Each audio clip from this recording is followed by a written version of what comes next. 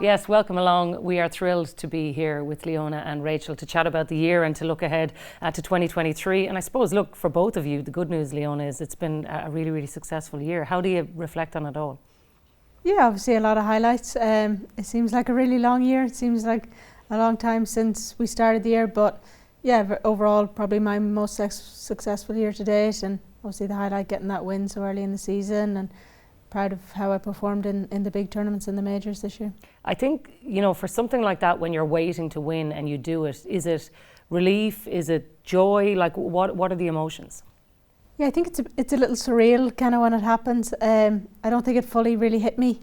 I think, yeah, I suppose there was always the questions of, oh, is this going to be the week? Is this going to be the week? Oh, it's only a matter of time, all those sort of cliches. And when it actually happens, it's a bit surreal. But yeah, I mean, it was nice to sort of share it with everybody and get to come home and all of that. But at the same time, it's so early in the season, there's so much still to be done. So you kind of have to reassess straight away and sort of build new goals. What about you then, Rachael? Because I think you look at the year that you had in 2021 and everyone's like, oh my God, this is so special. And then you go and you have a year like you do this year to win last year and then to back it up this year. I think that's even more impressive, isn't it? Yeah, look, it was incredible. You know, when I left Cheltenham in 2021, I was really pinching myself, and I was nearly doing the same again this year. I suppose the Gold Cup was one that got away from me in 2021, and you know, people after it were saying, you know, you'll win it on that horse next year, and you know, you're kind of thinking in the back of your head, so much has to fall into place for that to happen. Yeah, it's funny because you talk about that. I think anybody who was watching the race last year, and I know you had that personal turmoil of which horse do I back, and like that's part of the game as well, but sticking to your guns and knowing that this is right for me and then doing it must be just, I suppose you must be just so thrilled that you had the courage of convictions to actually just stick with it and make those decisions. Yeah, look, I'm in a very privileged position in that I had the choice with two horses in the Gold Cup. It's the pinnacle of our sport, and you know, to get to say you've won it is just, it's so special. What do you do in the aftermath? I know for you it's a bit tricky because you got to literally go get back up on the horse. Yeah, I was able to bring my trophy home with me. Yeah, I remember it didn't go in my luggage, it came in my hand luggage, so it's like a small little Gold Cup. It's really cool, so I got to preciously mind that the whole way home. Talk to me about bringing a Gold Cup through hand luggage through the airport. What are they saying when do they check your bag? Do they go, oh, that's your one? What's that like? No, they gave me zero. Yeah. They were just like, come on. No, gave me zero. Yeah, at least didn't take it off me or something. I'd have to have stayed over there with it. One thing that I've noticed with watching a lot of the female sports stars in Ireland over the last number of years is the way that they react when they see each other and when they see each other's success. Like, how do you feel, Leona, when you're watching Rachael and vice versa, I guess? Yeah, I think we're very fortunate with, I suppose, female sports stars in Ireland. It's probably as strong as it's ever been, and I suppose that I think a running trend among our sort of Irish sports people in general is we're all quite humble. So I think we're all very reluctant to brag about ourselves or sort of blow up our wins too much, but you can do that for other people and you nearly get more excitement and more joy out of seeing other people do well. And I suppose you understand what goes on behind the scenes and the amount of effort and everything that goes into it. So it doesn't really matter what sport it is or what it is, so long as they're Irish and they're doing well, you want to sort of get behind them and you're always rooting them on. It's kind of nice to be able to celebrate other people's success though, isn't it? Because it is a small island and you see what we've done, and I think that's the joy of it, isn't it? Yeah, for sure. Like, I think, you know, even watching the women's football team and our soccer team and their achievements this year and getting to the World Cup, like, you know, I'm not a big soccer fan,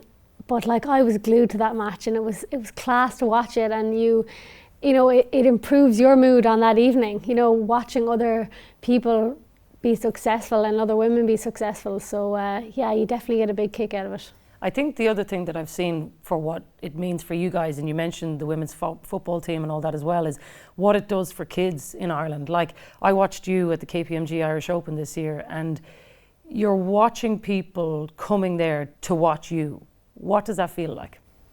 Pressure.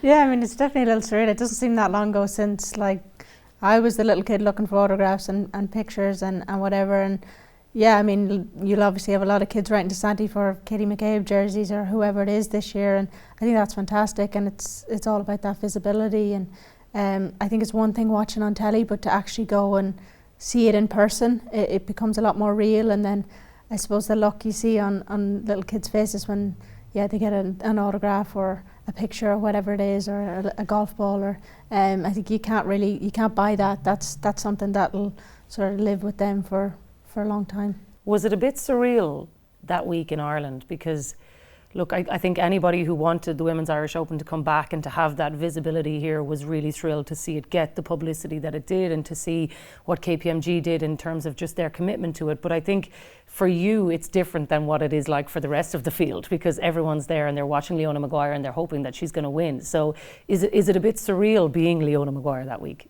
It's a funny one, because you're trying to soak up the atmosphere as much as you can, but at the same time you're trying to treat it like any other week. And yeah, I mean, chatting to the other girls, like they were like, this is a major, this is the biggest crowds they've played in front of, and things like that. And on Saturday, like, I was out pretty early, I shot low on Saturday, so the girls were joking that there was more people with me than there was with the leaders, and it was easy to spot where I was because they just looked for the crowds and stuff like that. And I think we always say it, Irish fans are the best in the world, and we don't get that an awful lot, so it's nice when there's people rooting you on, and doesn't really matter how you do.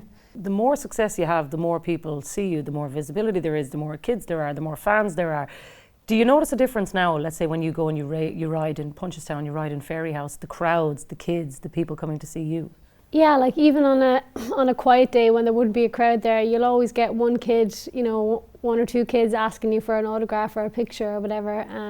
So it's constantly there, and it's such a privilege for us to be that person who these kids are aspiring to be. I think, I just hope we don't mess it up, you know what I mean? Leona definitely won't mess it up. That's kind of what's in the back of your head, Same as what Leona was saying, like, to be able to go see that person in real life, have an encounter with them, Like, I remember watching Sonia O'Sullivan when I was growing up, but, her athletics was just removed from my circle or what I was ever going to be able to see in real life. So, to have so many kids able to go to all these sporting events, it's fantastic. And I think the other thing is, like, it's one thing having a dream, it's another thing achieving it. Like, I know for you, Rachael, it's so far removed from the person who you thought you were going to be, from the life that you expected you were going to lead. And I think that's probably as inspiring for kids to know that sometimes you might not even dream it, that these things can come true. Yeah, like it's just mad. Like the life I'm leading now is so far removed from what I could have even dreamt when I was younger, because it's just like, I would have dreamt I'd love to ride in Cheltenham one year, not ride in the Gold Cup and not win the Gold Cup, you know what I mean? So like, it's just a few steps ahead of what I was capable of dreaming when I was younger. Talk to me about the travel then, because I think for both of you, okay, you're playing in multiple places all across the world, 8 different countries, I think 26 tournaments. I mean, it's a crazy life. Okay, she wins. Yeah, how do you find the travelling? Yeah, I mean, it is what it is. It's, I suppose, hanging around airports and all that's never any fun, but it's part and parcel of it. You go to sleep. I mean, we played in New York this year, went to sleep on Saturday night and woke up in Korea on Monday morning. So, like, it's a bit bizarre, but it's just part of the sort of travelling circus that is the tour, and it's one way of seeing the world. There's no way I'd have been to half the places I've been around the world if it wasn't for golf. What about you then? Because look, you're obviously in the car a lot more, but you do have to fly a little bit over and back to the UK too, and like the car journeys, how are you passing the time? What are you doing? Yeah, I feel like our summer is spent in the car. We're racing in Roscommon, Sligo, Ballinrobe, Listowel, Killarney. There's a lot of racing down the west side of Ireland. So yeah, you're in the car a lot in the summer. It's long days as well, because you're up to ride out in the morning, and then racing is not till the evening. So maybe you're heading to Ballinrobe at lunchtime. You've 4 or 5 rides up there, and you might be home till 11 o'clock, and you're back up early the next day. So the summer is tough in that sense. It doesn't really feel like work though. You know what I mean? Like we're getting to go and do our sport. Like, you enjoy playing golf, for your leisure, and you're quite good as well, I hear. Yeah, you definitely didn't hear that from Leona Maguire. But like, that's what you do as your leisure. Yeah. People ride out horses, on a Saturday. They've been working in their office all week, and they come in to ride out on a Saturday, but like, we get to do that as our job. So like, we're lucky. In the cars, I remember you were telling me before, did you get your sister to record books? Did. Yeah. And you listen to her voice. No, there's one book, Richard Dunwoody's autobiography, Obsessed, is one of the best sports biographies out there, even if you're not into racing. But yeah, it's really old, so it's not on Audible, for instance. So yeah, I paid her now as well to read it for me and record it. But she was doing it, she did it during lockdown, like she'd be doing it out in the garden at home. With loads of trees, so like the birds would be all tweeting in the background. So like it was just her reading out this story of Richard Dunwoody with the birds in the background. It was funny. You talk about being like in Ballinrobe and, you know, in all these kind of places. People see you on the TV and they think, oh wow, that's such a glamorous life. But in the reality, in the background, the amount that it takes, just even the travel, all of that to get to doing what you're doing, it's not all glamour either. It's a really tough job, like physically and mentally as well. And I'm so lucky that I have had a lot of success and get to ride a lot of very good horses. And you know, it's not the same for everyone. So, but everyone is working as hard. You know what I mean? I'm not working harder than other people in the weigh room. Just the way the cookie has crumbled for me, I get to ride a lot better horses. You know what I mean? So. But you have to keep working hard to make sure you stay in the position you're in. So it's, it's a tough job. For both of you guys, you're in that very privileged position where you're one of the best in the world at what you do. You know, like to get inside the world's top 10 golfers, to be inside the top 5 riders even at the end of this year. Like for both of you, it's one thing, I suppose, getting to the top. It's another thing staying there. So how do you do that, Leona? What motivates you to keep doing that? Yeah, I suppose golf is it's not a fickle sport, but it keeps you humble. It doesn't matter what you've shot the day before. It only takes one shot or one hole or one round to sort of humble you and bring you back into reality. So you kind of can't ride the roller coaster too much, get too high when things are going well and too low when things aren't going your way. So there's almost always something to sort of improve on. There's always something else to be ticked off, whether it's hitting the ball further or holding a few more putts or winning a certain tournament. And like Rachael said earlier, you need a lot of things to go your way, so you're just trying to be as prepared as you possibly can for when the opportunity arises, so that you can kind of grab it with both hands. It's the controlling those things though, Rachael, you know, like Leona's talking about, there's a lot of things as well that are outside of your control, but like for you guys, how do you kind of stay in the moment and go, okay, this is absolutely what I need to be one of the best that's out there? Yeah, for me, I just don't look too far ahead or set massive goals that are down the line, out of my reach. You know what I mean?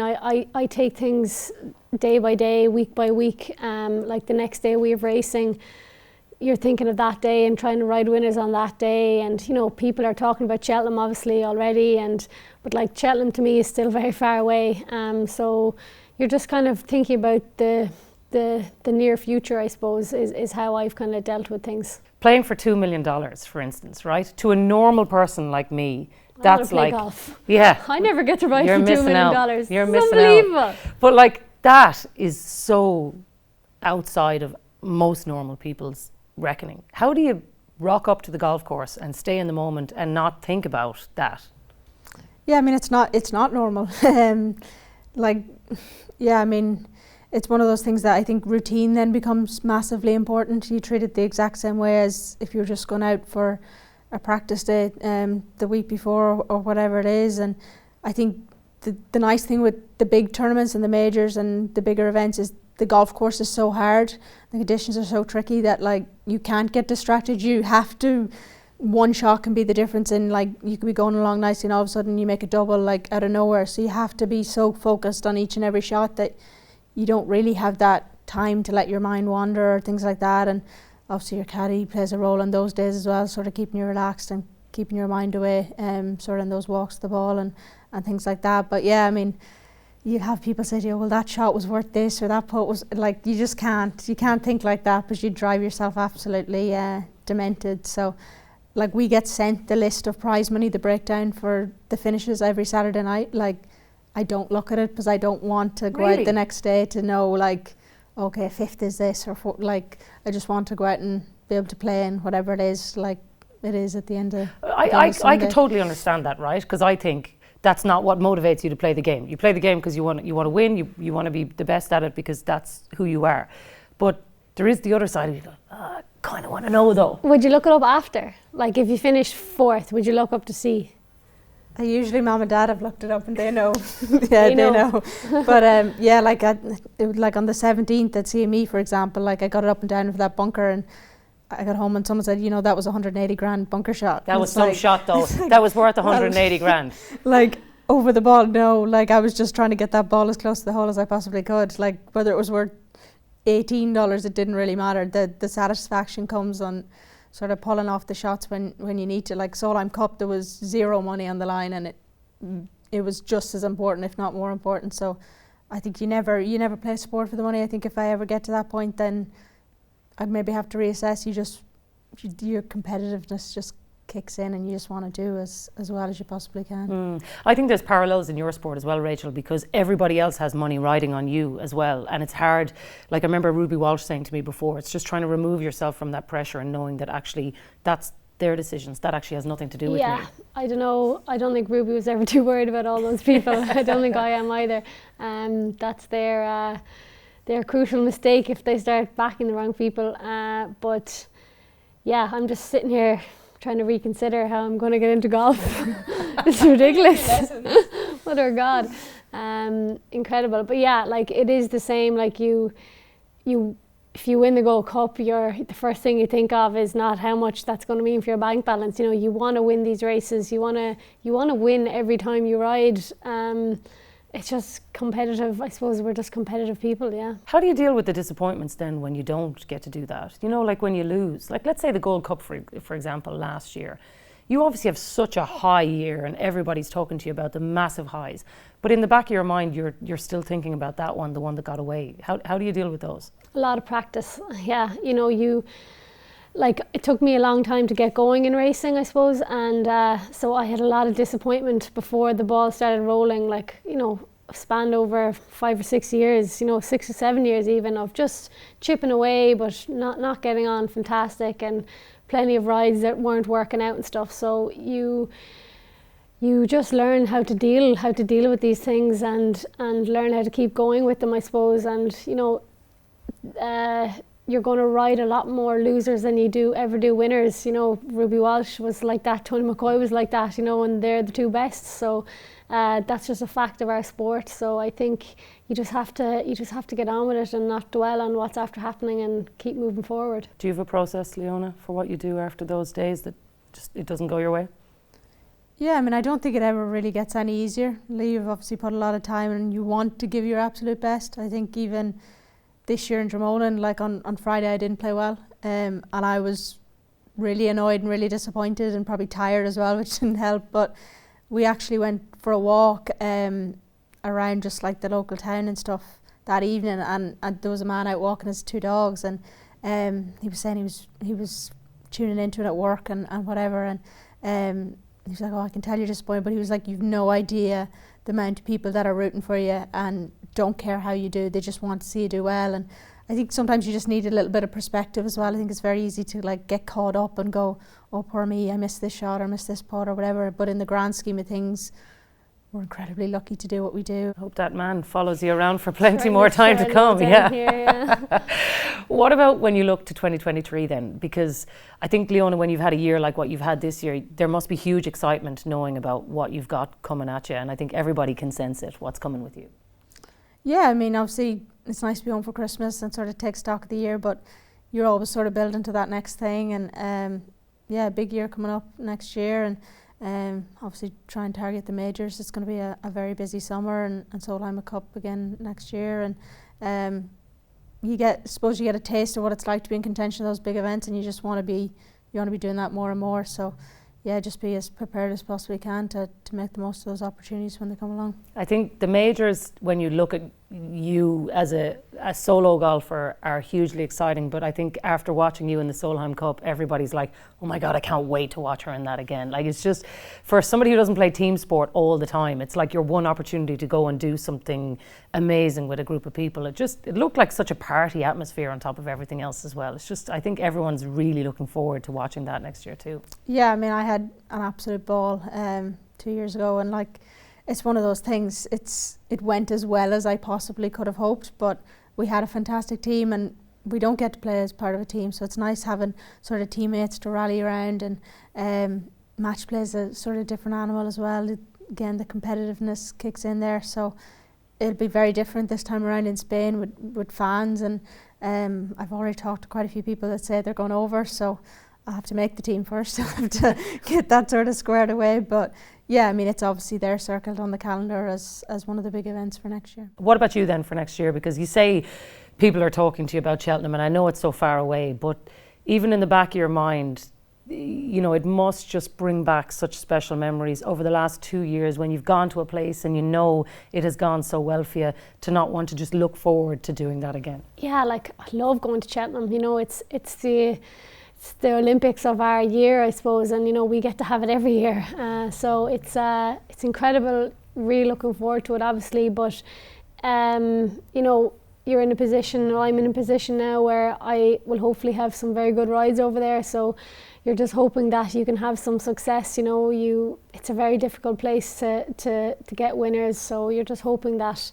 the same thing will happen again. Yeah, look, I suppose the same, just watching Rachael and what she's done over the last number of years, even to just be the first person to ever do something. It's just the whole of Ireland, in the same way that they were watching you in the Solheim Cup. It must have been amazing and watching her as well. Yeah, I mean, it's been incredible what she's done, and I suppose people only see the big days as well, and I know a lot goes on behind the scenes, and it's not an easy road. So it's fantastic to see her in those big moments and getting all her wins and all the credit that she rightly deserves. And yeah, I don't know much about horse racing, but my caddy Dermot keeps me filled in, and I'm beginning to see how impressive it is. And yeah, fantastic to see her achieving in such a male-dominated sport as well. I know she doesn't like to sort of give herself credit for that, but she shattered a lot of glass ceilings for young up-and-coming riders and just girls in sport in general. I think there's a lot of parallels with a lot of sports that you don't often realise, and yeah, huge role model for everybody. I hope you both know that you've shattered glass ceilings for a lot of kids in Ireland. Like, I don't know, Rachael, do you get that sense? Particularly young girls, I think, you know, because when I was growing up, it was Sonia O'Sullivan. She was there for all of us. But now, young girls in particular, they see all of you guys, and they grow up in a completely different world than the one that we grew up in. Yeah, and as I said earlier, it's a privilege to be that person, but I don't think either of us are dwelling on it.